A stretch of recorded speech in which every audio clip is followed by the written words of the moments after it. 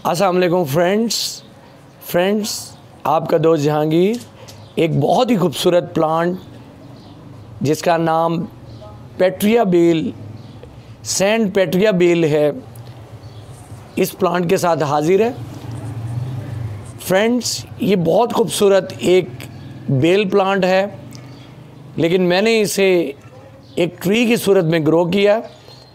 Actually मेरे पास यहाँ पर बहुत सारी वाइन्स प्लांट्स हैं और मैंने यहाँ पर फिर इसे बेल के तौर पे ग्रो नहीं किया, इसे एक दरख्त की शक्ल दी है।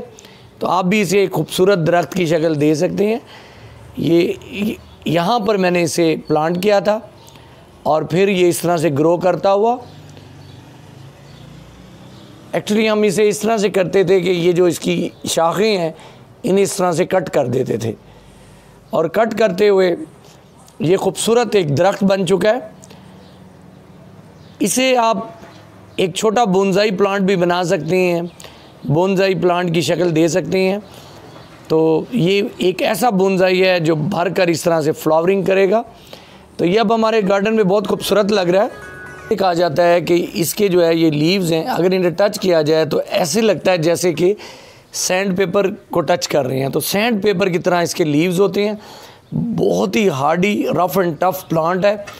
अगर आप इसे ग्रो करें तो बहुत तेज़ी से ग्रो होता है और जब फ्लावरिंग करता है तो देखने के काबिल होता है। तो आप इसकी लुक देख रहे हैं कि ये कितनी भरकर और कितनी खूबसूरत फ्लावरिंग कर रहा है।